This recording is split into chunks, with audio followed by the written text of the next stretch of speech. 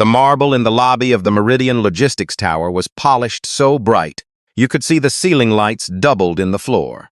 And at 9 o'clock on a Thursday night, that floor belonged to one small woman in a man's navy work coat, pushing a mop bucket on squeaking wheels. The coat was too big for her. The sleeves were rolled twice at the cuff, and the left cuff was frayed to soft threads. And on the collar there was a small brass pin, shaped like the letter M, that most people would never have noticed. Her name tag, printed in a hurry by the contractor, said Nella. She moved slow and steady, the way a person moves when they have cleaned floors before and know that fast is how you leave streaks. She had almost finished the east side of the lobby when the elevator opened and a heel struck the marble like a gavel. "You. Stop." The woman in the doorway of the elevator was 35 and beautiful in the expensive way, in a cream wool suit and a watch that cost more than the janitor made in half a year. Her name was Vivian Calloway, and in 3 weeks, she was going to marry the man who ran this company. She was holding a phone in one hand and a paper cup of tea in the other, and she was looking at the floor near the reception desk, as if it had personally insulted her. "Did you do this?" "Said this streak, right here, in the middle of my lobby." The janitor looked. There was a thin gray arc near the desk, the kind a buffer leaves when the pad is worn. "I'll take care of it, ma'am," she said. Her voice was low and unhurried. "You'll take care of it." Vivian repeated the words back the way you hand something back that you don't want.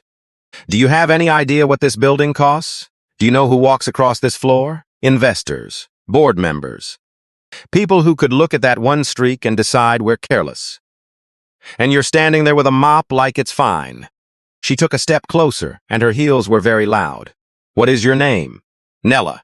Vivian let it sit there. 2 young analysts who'd come down for a late dinner run had stopped by the security desk, and they were watching now, and neither of them said a word.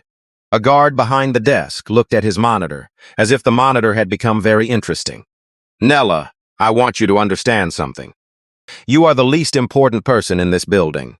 Do you understand that? The trucks matter. The drivers matter. The people in this tower matter. You," she pointed the paper cup at her, "are here to make things look nice for the people who matter, and you can't even do that right." The janitor did not answer. She did not look down either, which is a thing proud people notice, because they expect the down look and they feed on it.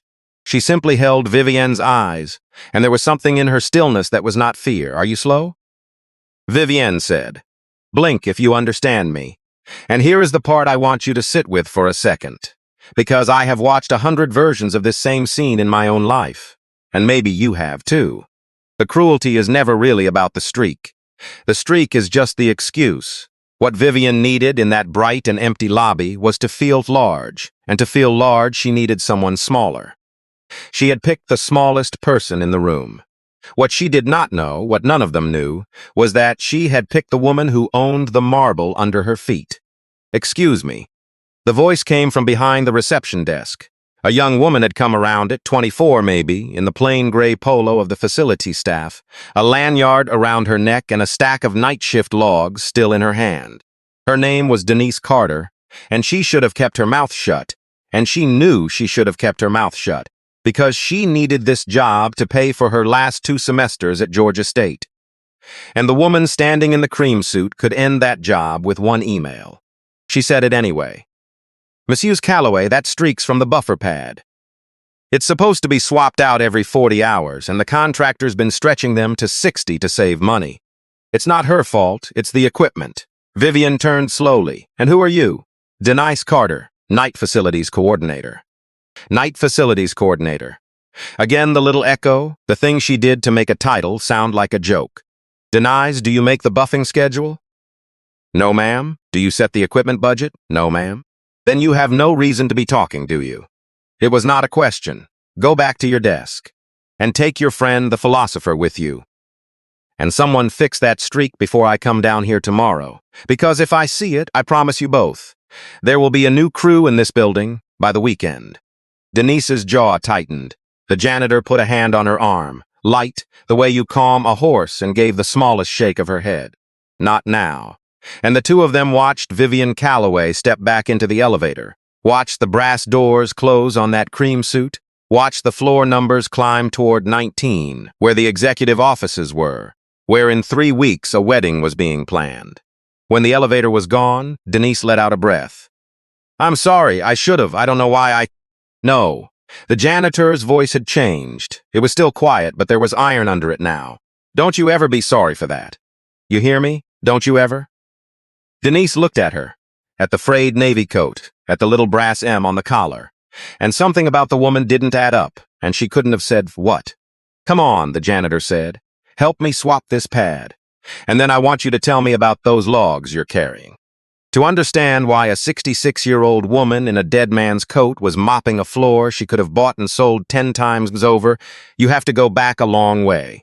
50 years, give or take. You have to go to a 2-room house on the west side of Atlanta, on a street that isn't there anymore, where a girl named Odessa Mabry used to wait up at night for the sound of her mother's key in the door.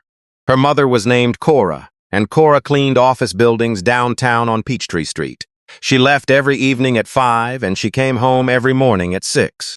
And in between, she emptied the wastebuckets and wiped the desks and buffed the floors of men who never learned her name. Men who stepped over her cord and around her cart, and, on the bad nights, through the water she'd just laid down, tracking it across the clean floor without a word, because to them, she was not a person. She was a function. She was the reason the office looked nice in the morning, the same way the light switch was the reason the office was bright. And you don't thank a light switch. Cora never let it break her. That is the thing Odessa remembered most. Her mother would come home with her feet swollen in her shoes, and she would put those feet up on a wooden crate, and she would say the same thing she said every morning of her life. "Whatever you do for the least of these," she'd say, "you do for him." She had learned it in church, and she believed it down to the ground, and she raised her daughter on it. "There is no such thing as a small person," Cora told her. "There are only people the world has decided to treat small. And the day you start treating anybody small, that is the day you have decided to be less than your mother raised you to be." Odessa was 17 when Cora's heart gave out on the number 9 bus. She had $31 in her purse and a house key, and the smell of lemon cleaner that never quite came out of her clothes. She did the only thing there was to do. She took her mother's route. The cleaning company that had never learned Cora's name in 30 years had a slot open the following week, and Odessa filled it. And for 3 years she cleaned the same buildings on Peachtree that her mother had cleaned, pushed the same kind of cart down the same kind of hall, and learned the geography of being invisible from the inside. There was one night she never told anyone about, not even Sam, until near the end of his life. She was 19. She was buffing the lobby floor of an insurance building around midnight, and a man came in late, a partner or a vice president of something, in a good coat on the phone, not looking, and he walked straight across the wet floor she had just laid down. She had put out the yellow cone. He walked past the cone, and when his good shoes tracked gray footprints across the whole span she'd just finished, and she said, "Quiet and polite, sir. The floor's wet, I'll have to redo it," he did not stop his phone call. He did not slow down. He looked at her. This is the part she remembered for 50 years. He looked right at her and through her. The way you look at a chair someone left in the wrong place, mildly annoyed that it was there. And then he was in the elevator and gone. And Odessa Mabry stood alone in a marble lobby at midnight and buffed the whole floor again from the beginning, on her knees where the machine couldn't reach, and cried, not because her feet hurt, though they did, but because a grown man had looked into her face and seen furniture. She promised herself 2 things on that floor. The first was that she would get out. The second, and this was the one that mattered, this was the one that built a company, was that if she ever got out, if she ever got up high enough that people had to look at her, she would spend the rest of her life making sure that nobody who worked for her ever had to feel what she felt on her knees that night. That is not a business plan. It is a covenant, and she kept it for 47 years. I want to stop here for a moment, because it would be easy to tell you the next part like a fairy tale, the poor girl who became a queen. It wasn't a fairy tale. It was 30 years of 6-day weeks. Odessa met a man named Samuel Grant at a church supper, a big quiet man who drove a delivery truck, and they married with $14 between them. And when the man Sam drove for went bankrupt, Sam bought that truck at auction with money they didn't have, and they started hauling freight themselves. She kept the books at the kitchen table. He drove. When he was too tired to drive, she drove, and he did the books. They slept in shifts. For 11 years, they had one truck, then two, then a yard with a fence around it, then a contract with a grocery chain that changed everything, then a name on a building. Sam wore a Navy work coat in those years, every single day, with a little brass M pinned to the collar, because Odessa had given it to him the day they incorporated as Meridian. And he said it reminded him where they came from. He wore that coat to negotiate the grocery contract. He wore it to the bank. He was wearing a nicer version of it, a real suit, the day they cut the ribbon on the tower on Marietta Street. But he kept the old one in the closet, and he'd take it out sometimes and just look at it. He died 11 years ago, in his sleep at 62, on the night before their anniversary. Odessa kept the coat. And she kept something else. She kept her mother's rule. In every Meridian building, from the first cinder block office to the glass tower, there was a policy that had Odessa Grant's fingerprints all over it, even after she stepped back from running things day to day and became chairwoman of the board. The policy was simple, and it was written into the employee handbook in language the lawyers hated because it wasn't legal language. It was Cora's language. It said, "Nobody who cleans this building is invisible in this building." It meant the janitorial and facilities staff were Meridian employees on the payroll, with the same benefits as the drivers and the analysts.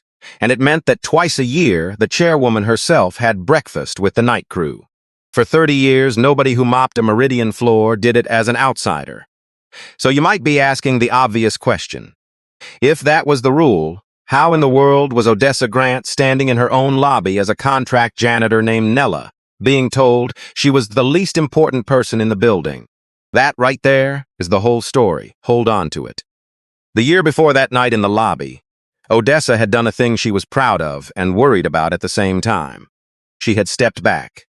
Not all the way, she was still chairwoman, still the largest shareholder by a mile, but she'd handed the day-to-day of the company to her son.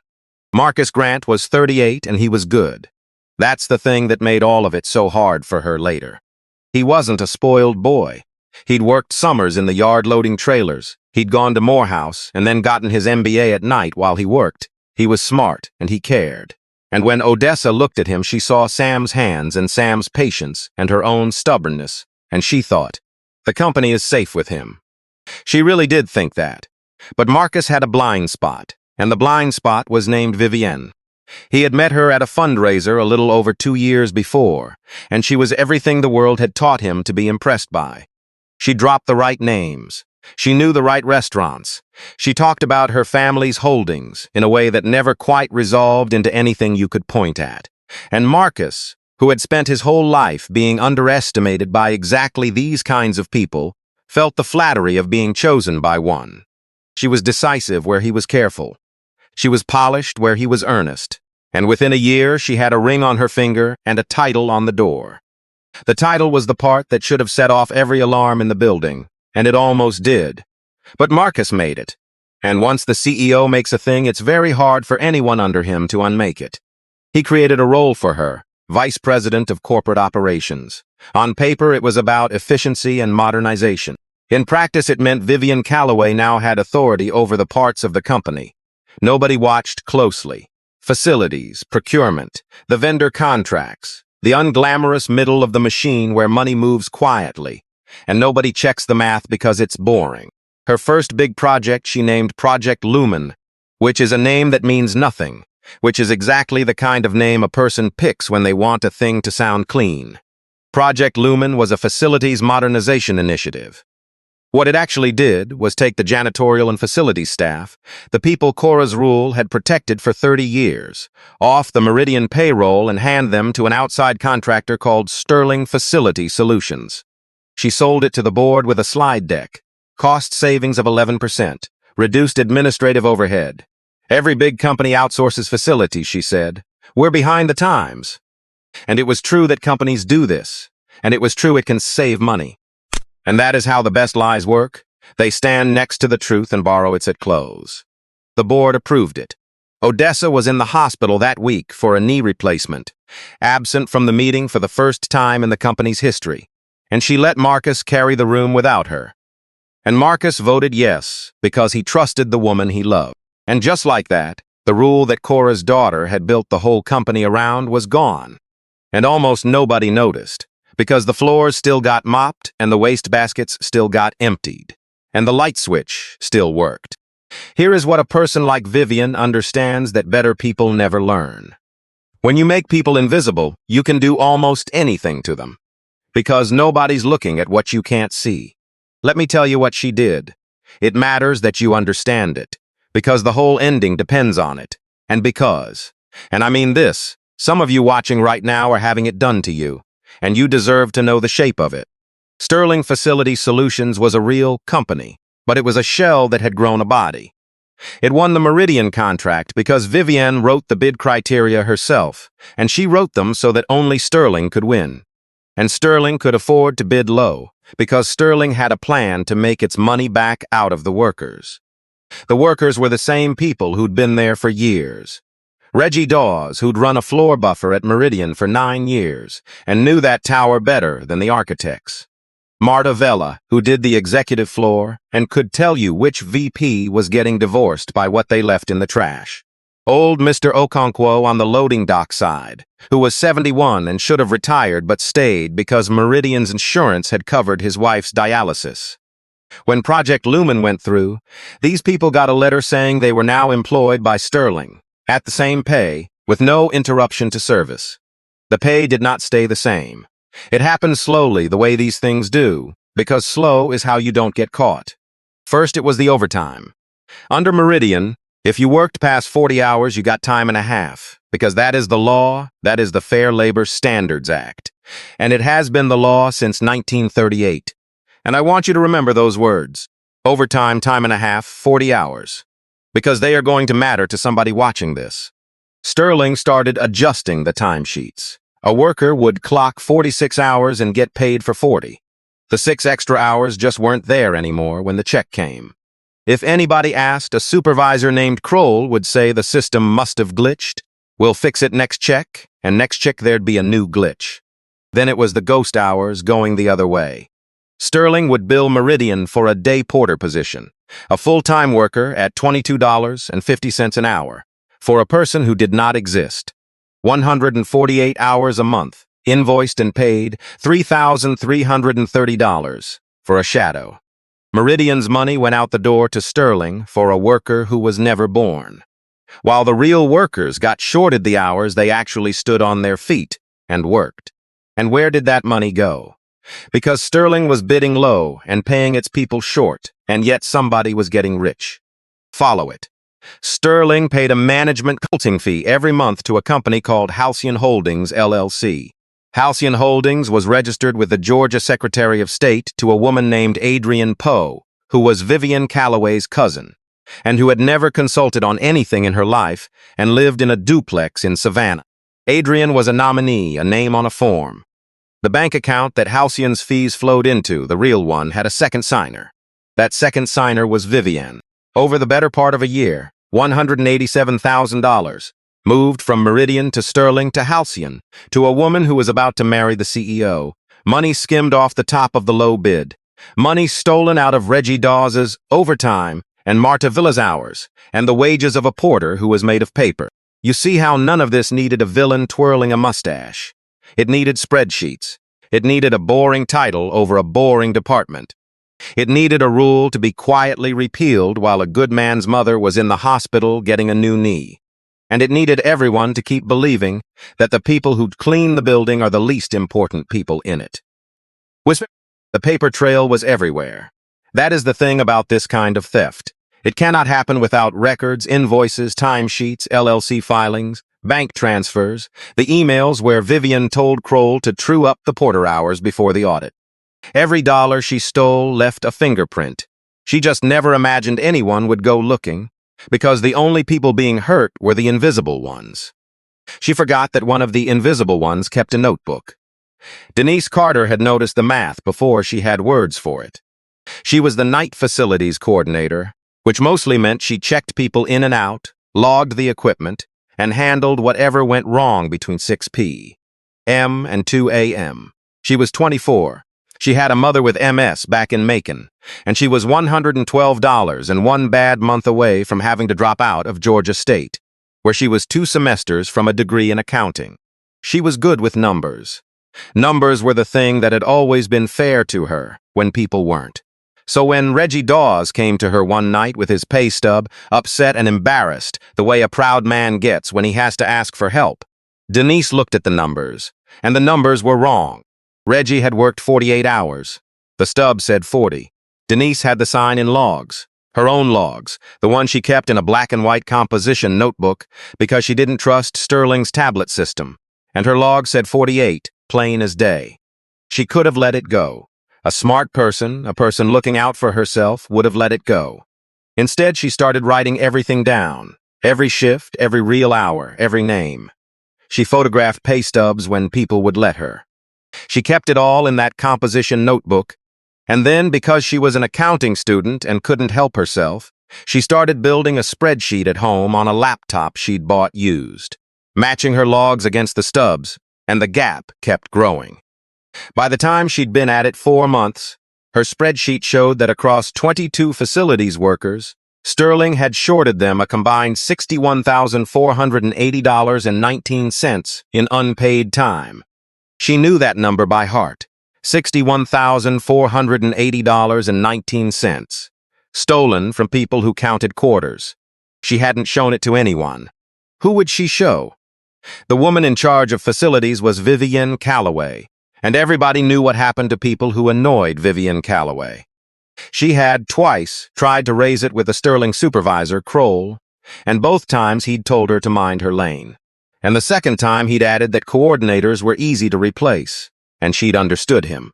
So the notebook sat in her bag, and the spreadsheet sat on her laptop, and Denise Carter kept her head down and her eyes open, which is its own kind of courage, the kind nobody claps for. Then, 3 weeks before a wedding, a new night janitor named Nella showed up in an old Navy coat, and stood in the lobby and got called the least important person in the building. And Denise stepped out from behind the desk and said the thing she wasn't supposed to say. And afterward, in the quiet, the old woman looked at the composition notebook in Denise's hand and said, "Tell me about those logs." They swapped the buffer pad first. Odessa knew how, of course. Her hands knew before her mind did. The click of the retaining clip, the way you seat the new pad. And Denise watched her do it and thought again, this lady's done this a long time, and filed it away. Then they sat on 2 overturned buckets in the loading dock, out of range of the cameras. And Denise, who had held this alone for months, found herself telling all of it to a stranger in a dead man's coat. Reggie's stub. The 48 that turned into 40, the notebook, the spreadsheet, the porter who didn't exist, Kroll and his glitches. The number she knew by heart. Odessa listened the way her mother had taught her to listen, which is to say completely, without once making it about herself. She asked good questions. When did the overtime start disappearing? Who signs off on the Sterling invoices? Does the tablet system keep the original clock-ins? Or does it let you edit? Denise answered, and with each answer, the old woman's face got stiller. And Denise mistook the stillness for someone getting bored, and started to apologize for going on so long. "No," Odessa said. "You keep going. This is the most important thing anybody's said in this building in a year." "You believe me?" Denise said, and there was something in the way she said it, the surprise in it, that told Odessa exactly how many people had already not believed her. "Baby," Odessa said, "I don't just believe you. I've got your receipts and mine both." She didn't explain what she meant. "Not yet. Can you get me copies?" "Not the originals. You keep those, you keep them somewhere safe, you make a second copy, and you keep that somewhere else. But can you get me a copy of the notebook and that spreadsheet?" "Why?" Denise asked. The reasonable question. No offense. You're a contract janitor, Mrs. Nella. What are you going to do with it?" Odessa Grant looked at this 24-year-old girl who was risking a job she couldn't afford to lose, over money that wasn't hers, for people who couldn't pay her back. And she felt her own mother in the room so strongly she had to look away for a second. "I clean up messes," she said. "That's the whole job. You'd be surprised what a woman with a mop and a set of keys can get into." She stood, and her knee, the new one, complained, and she pressed a hand to it.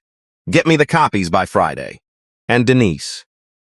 "Whatever happens this week, and something is going to happen this week, I need you to remember one thing your mama probably already told you." "What's that?" "You already did the brave part. The rest is just paperwork. I told you at the beginning there'd be no magic in this story." I meant it. What happened next didn't happen because an old woman waved a wand. It happened because for 2 weeks, a chairwoman of a board pushed a mop around her own building at night and saw with her own eyes what her handbook was supposed to prevent. And because a 24-year-old kept a notebook, and because somewhere a bank kept records, and a Secretary of State kept filings, and a payroll system kept the original clock-ins even after somebody edited the display. The truth was already written down. It had been written down the whole time. All anybody had to do was be willing to read it. I should tell you how Odessa ended up in that coat in the first place, because it wasn't the plan. 2 weeks earlier, she had not intended to go undercover in her own company. That's a movie thing, and Odessa was a practical woman. What had actually happened was smaller and sadder. Her granddaughter, Marcus's daughter from his first marriage, a serious 11-year-old named Simone, had come to Odessa's house and over cookies had let something slip.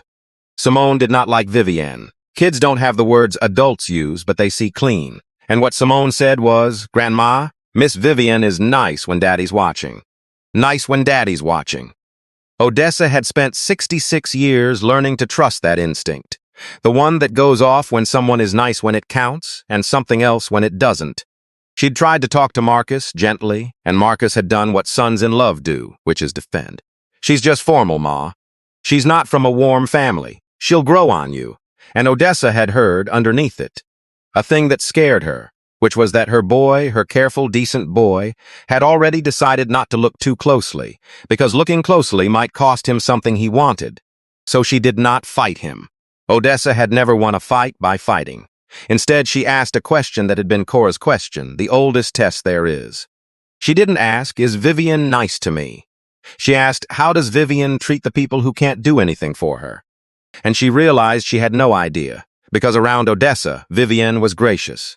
Around Marcus, she was warm. Around the board, she was brilliant.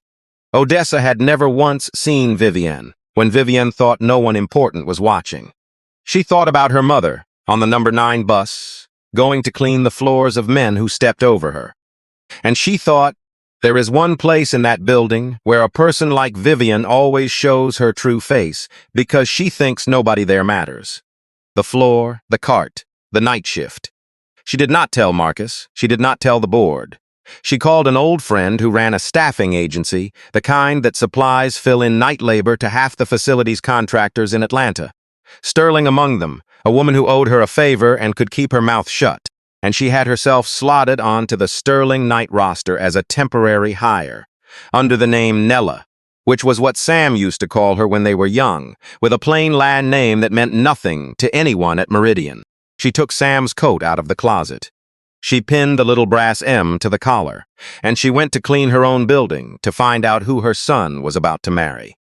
She had gone in looking for the truth about one woman's heart. She'd found a crime.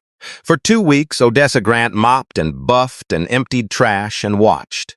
She learned Reggie's kids' names. She learned that Marta Vela sent money home to Oaxaca every month and had for 20 years. She learned that Sterling's Kroll skimmed the coffee fund on top of everything else, which is the kind of small meanness that tells you everything about a man. And she learned Vivienne.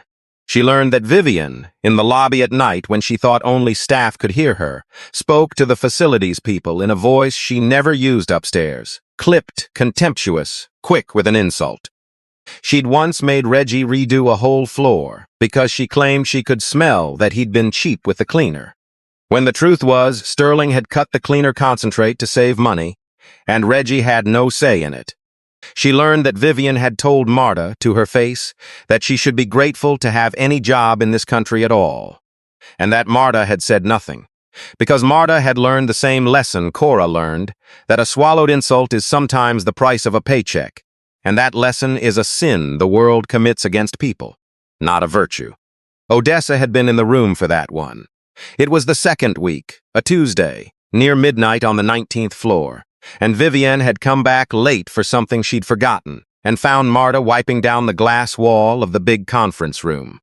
Marta had done nothing wrong, but Vivienne was in a mood, and a person in that kind of mood needs a place to put it. She stood in the doorway and told Marta the glass was smeared, which it wasn't, and then, when Marta apologized and started over, she said the thing about being grateful. And then she said one more thing, the thing that made Odessa's hands go still on her own mop out in the hall. She said, "My God, this whole floor smells like you people."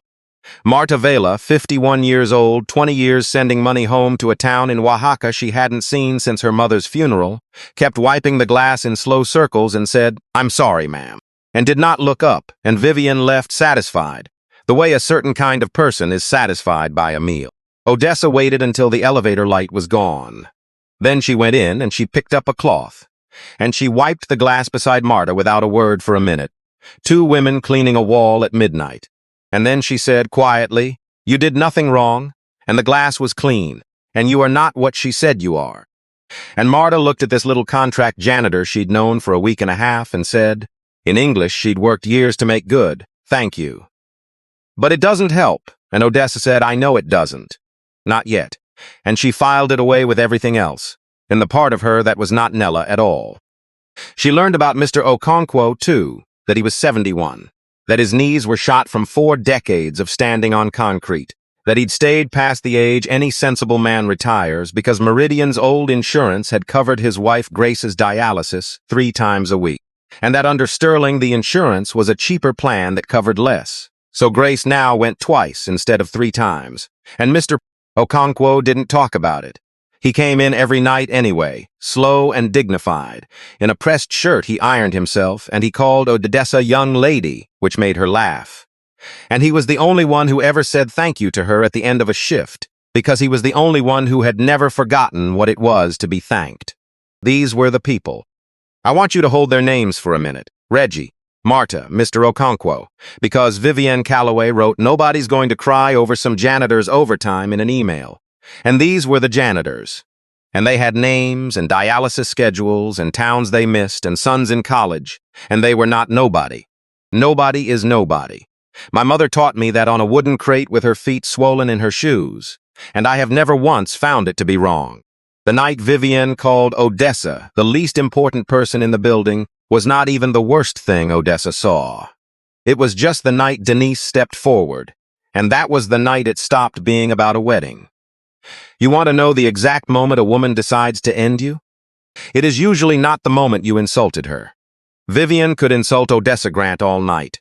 Odessa had been insulted by professionals. The moment was when a 24-year-old girl, with $112 to her name, stepped out from behind a desk and defended a stranger. And got threatened with her job for it, and did not back down. Because in that moment Odessa Grant saw her mother, and saw herself at 17. And saw everything Meridian was ever supposed to stand for, standing in a gray polo shirt against a woman in cream wool. And she thought, no, not in my mother's house, not in the house we built out of that one truck, not while I'm still breathing. The rest is just paperwork, she'd told Denise. Now she went and did the paperwork. She did not storm upstairs and rip off a mask. Real power almost never looks like that. Real power looks like phone calls. On Friday morning, Odessa Grant, in her own clothes now, a plain dark suit, the brass M moved from the coat to her lapel, sat in her lawyer's office and put 3 things on the table. Denise's copied notebook and spreadsheet, her own 2 weeks of dated observations, written up plainly, and a request. She wanted a forensic audit of the Sterling contract run by an outside firm, not the company's usual auditors. And she wanted it quiet, and she wanted it fast. And as chairwoman and majority shareholder, she had every right to order it. The forensic accountants did in 9 days what Denise had been building toward for months, because they had subpoena-grade access, and Denise had only her notebook. They pulled the original clock and records out of the payroll system, the real ones underneath the edited display, because the system logged every change with a timestamp and a user ID. And the user ID that had altered Reggie Dawes's hours 41 times traced back to Kroll's Sterling login. They pulled the Sterling invoices and found the Phantom Porter. They pulled Halcyon Holdings, filing from the Georgia Secretary of State, and found Adrian Poe. They pulled the bank records, This took a court order, and Odessa's lawyers got one and found the second signer on the Halcyon account. And there she was, in writing, on paper, $187,000 in change, flowing to the woman who was going to be Mrs. Marcus Grant. They found the emails, too. That was the part that finished it, and it finished it exactly the way I told you at the start it would, through her own arrogance. Because a careful thief doesn't put it in writing, and Vivian Calloway had never once in her life imagined she'd be caught. So she'd been careless the way only the untouchable are careless. There was an email to Kroll. True up the Porter hours before the audit, we can't have a variance. There was another, worse. Nobody's going to cry over some janitor's overtime. Keep it under the radar, and keep the numbers where I told the board they'd be. She had written the words janitor's overtime. She had put contempt in an email and hit send, because she genuinely did not believe those people counted enough for their overtime to ever become anyone's business. She was wrong about that. She was wrong about all of it. But that was the belief the whole scheme was built on. And it was the belief that brought it down. Odessa did not do the reckoning in a hallway. She did it in a boardroom, which is the correct place. Because what Vivian had broken were the rules of that room, and it was the rules of that room that would break her back. She called a special meeting of the board and the audit committee. She had the forensic firm present first, cold and clean, just the findings, no drama, a slide for the altered clock-ins, a slide for the phantom porter, a slide for the money's path from Meridian to Sterling to Halcyon, a slide with a bank signature card, and Vivian Calloway's name on it. Vivian was in the room, because Odessa had made sure she was in the room. She sat there in another beautiful suit and watched her own signature come up on the screen. And for the first time since anyone had known her, she had nothing polished to say. Marcus was in the room, too. He had not known. Odessa had made sure of that first, before anything. She had sat her son down 2 nights earlier, alone at her kitchen table, the same kind of table where she'd kept the books for the first truck 50 years before. And she had shown him everything. That was the hardest hour of the whole business. Harder than the boardroom. Harder than the lobby. She'd made him coffee he didn't drink. She laid the pages out one at a time, in order, so he could follow it. Denise's notebook, the altered clock-ins, the phantom porter, the path of the money. And last, because she made herself go slow, the bank card with Vivian's name on it. She watched her son read. She watched him get to the email, the janitor's overtime email, and read it twice. And set it down very carefully, the way you set down something that might break, though it was only paper and it was already broken. He didn't say anything for a long time. Then he said, I put her in that job. Not she did this. I put her in that job. And Odessa understood then that her boy was going to be all right, in the deep down way that matters, because the first place his mind went was not to his own broken heart, but to his own responsibility. And that is the difference between a decent man having a bad night and a bad man having a good excuse. I stopped looking, Mama, he said. She'd tell me the numbers and I'd nod, because it was her, and I wanted it to be her. And I didn't want to be the man who audits the woman he's marrying. So I didn't look. And Reggie got robbed while I was picking a wedding venue. You want to know the truth? Odessa said. I did the same thing. I stepped back and handed you a company and told myself you had it handled so I wouldn't have to watch anymore. This is on both of us. She's the one who stole. But we're the ones who left the door open, and we don't get to be innocent about that. So we're not going to sit here feeling terrible, because feeling terrible is just pride wearing a sad face. We're going to fix it. All of it. Every dollar back to every person. And you are going to help me do it, and then you are going to go back to being a man who looks. He'd wanted to confront Vivian that night. He wanted to drive to her apartment right then, with the pages in his hand. Odessa had stopped him with a hand on his arm. Not like that, she'd said. Not with your heart, with the paperwork. In the room, where she can't cry her way out of it, and where it's not you and her, it's her and the facts. So Marcus sat and watched, with his father's brass cufflink turning over and over between his thumb and finger, and he did not yell. When the forensic accountant finished, it was Marcus who spoke first, and his voice was very quiet and very level, and it was the voice of the boy who'd loaded trailers in the yard. You wrote nobody's going to cry over some janitor's overtime, he said. Reggie Dawes ran a buffer in this building for 9 years. His son has a scholarship at Tech because we cover facilities employees' kids the same as executives. Except you took him off our payroll and put him under Sterling. So his son's scholarship is gone this fall, and I didn't know because I trusted you, and I stopped looking. He set the cufflink down flat on the table. That's the part I have to live with, that I stopped looking. But the part you have to live with is that you did it on purpose, to people you decided didn't count. Vivienne tried at the end the only move she had left. She said it was Sterling. She said Kroll had done it and used her name. She said Halcyon was her cousin's company, and she'd only helped with paperwork. And Odessa, who had said almost nothing the entire meeting, finally spoke. Adrian Poe gave a statement this morning, Odessa said. She says you set up Halcyon and told her to sign, and that she never saw $1. The bank records show every transfer went to an account you controlled. And the email where you told Kroll to hide the hours before the audit that came from your account on your laptop at 11:40 at night from your apartment. She let that sit. I sat with you at Thanksgiving. I prayed at your engagement dinner. And the whole time you were stealing overtime from a man whose wife needed dialysis. So don't sit in my mother's boardroom and tell me it was Kroll. Then Odessa Grant did the thing she had built her whole life to be able to do. And she did it without raising her voice.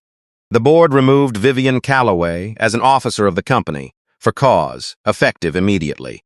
The company terminated the Sterling contract for breach and referred the matter, all of it, the wage theft, the phantom billing, the self-dealing, to the Fulton County District Attorney and to the U.S. Department of Labor's Wage and Hour Division, because stealing a worker's overtime isn't just a firing, it's a federal violation of the Fair Labor Standards Act, and Odessa wanted it on the record where it belonged.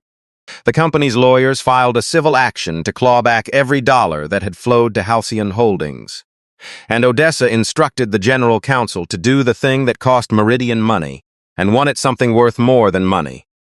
The company would self-report the wage violations, calculate every hour every worker had been shorted, and pay it all back, the full $61,480.19, plus an equal amount again in liquidated damages. Because that is what the law provides, and because it was right. Vivienne Calloway walked out of that boardroom with a security escort, past the reception desk, across the marble floor of the lobby she had once called hers, and out the brass doors. There was no wedding. There was eventually a plea deal, and restitution, and a felony on a record that used to be spotless, and a name that stopped opening the doors it used to open. She had told an old woman in a coat that she was the least important person in the building. She'd been so sure of the ranking. She just had the names in the wrong order. Now, if the story ended there, it'd be a story about revenge, and I don't make those, and my mother wouldn't have watched them. A reckoning isn't the point. The reckoning is just the part that clears the ground. What you build on the cleared ground, that's the point. That's the whole point. So stay with me because this last part is the part that's actually about you. The Monday after the board meeting, Odessa Grant had breakfast with the night crew. Not as Nella, as herself in her own suit with the brass M on her lapel, standing in the loading dock where she'd sat on a bucket 2 weeks before. Reggie was there, and Marta, and old Mr. Okonkwo, and the rest of the 22, and most of them had never seen the chairwoman in person, and none of them knew she'd been mopping beside them.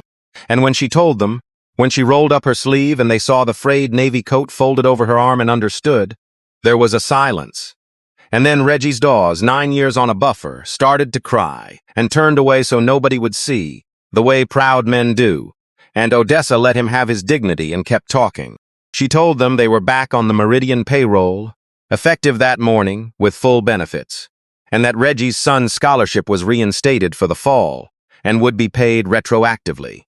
She told them the back pay was coming, all of it, with the damages, and that the checks would be real and they could count on them. And then she said the thing that mattered more than the money, the thing her mother would have said.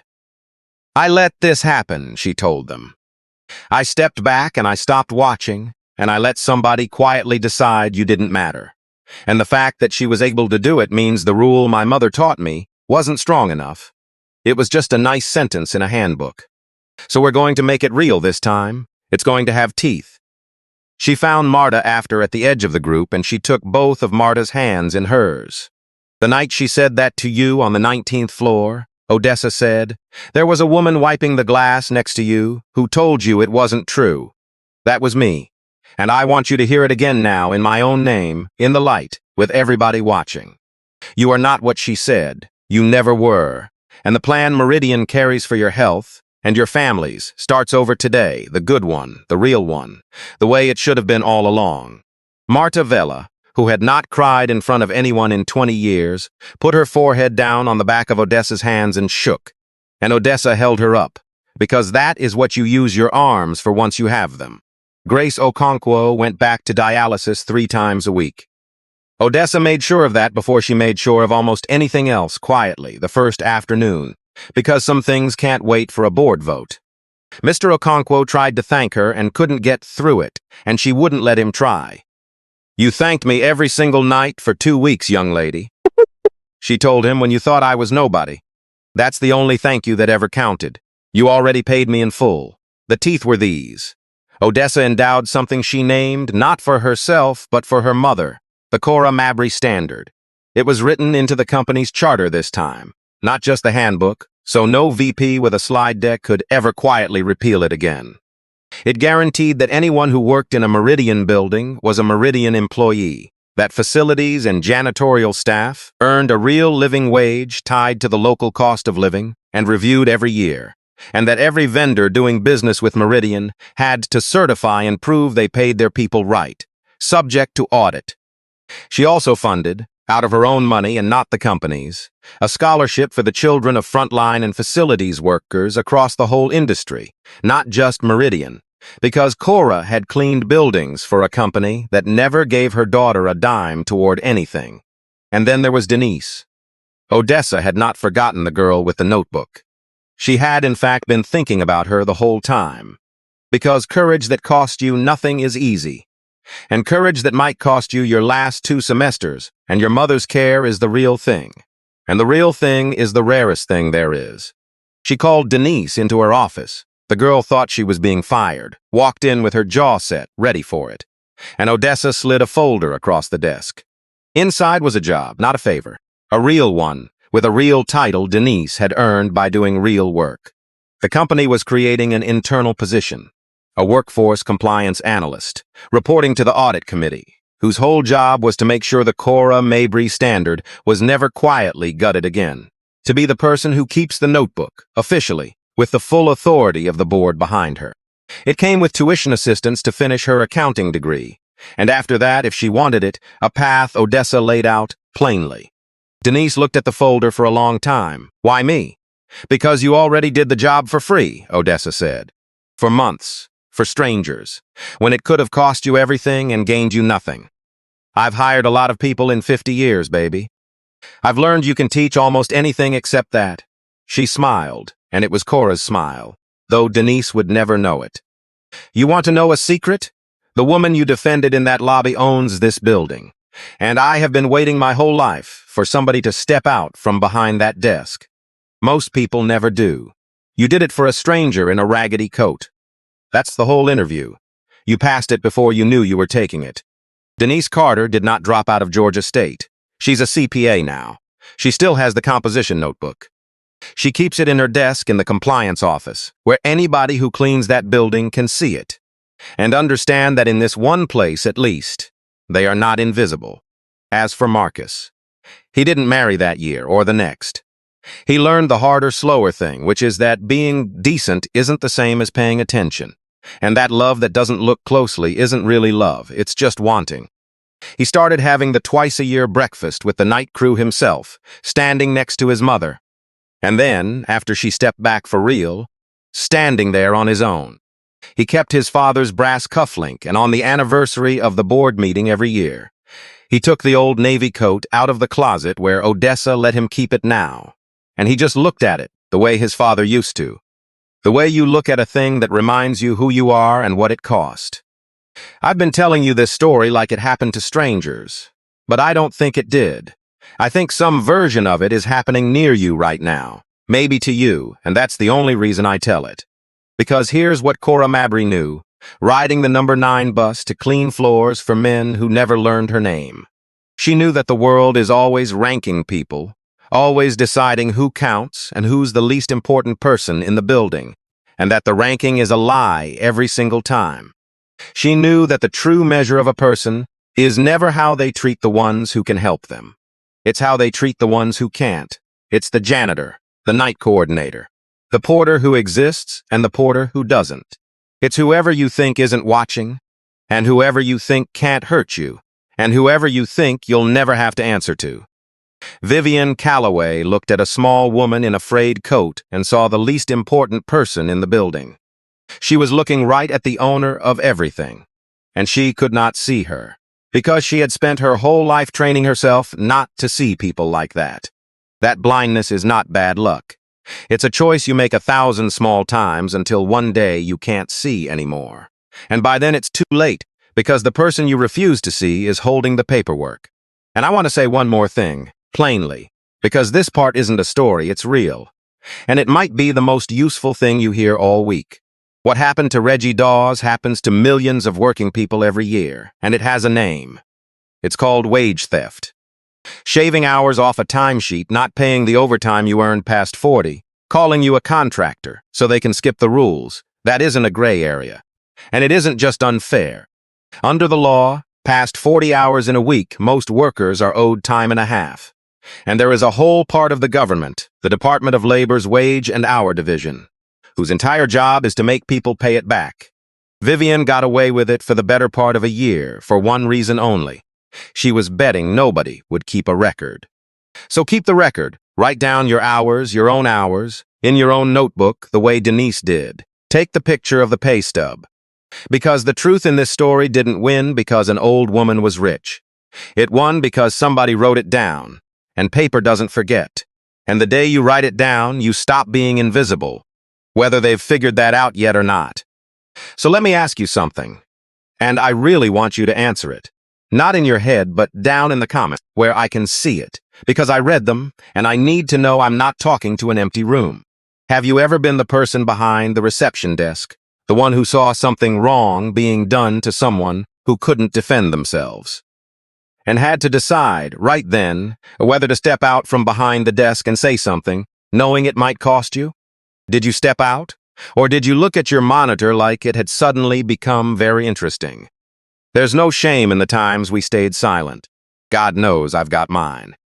But the whole reason I tell this story is so that the next time you're standing in a bright, empty lobby and somebody powerful is making somebody small, you remember a 24-year-old in a gray polo shirt who had $112 to her name and stepped out anyway. And remember that she had no idea she was defending the most powerful woman in the building. She thought she was defending a janitor. That's what made it count. You never know who you're really standing up for. Sometimes it's a queen in a beggar's coat. Sometimes it's just a tired person who needed one other human being to say, "This isn't right." Either way, it's the same act. Either way, it's the whole of what we're here to do for each other. If this story meant something to you tonight, do me a favor. Hit that like button, because it genuinely helps stories like this one reach the person who needs it. Subscribe and turn on the bell, because there's more coming, and I don't want you to miss it. Share it with somebody you love, somebody who needs the reminder that dignity isn't something you're granted by the powerful, it's something that was already yours, from the very beginning, whether they see it or not. And leave me that comment. Tell me about the time you stepped out from behind the desk, or the time you wish you had. I'll be down there reading. Whatever you do for the least of these, my mother used to say. Whatever you do for the least of these. She was right. She was always right.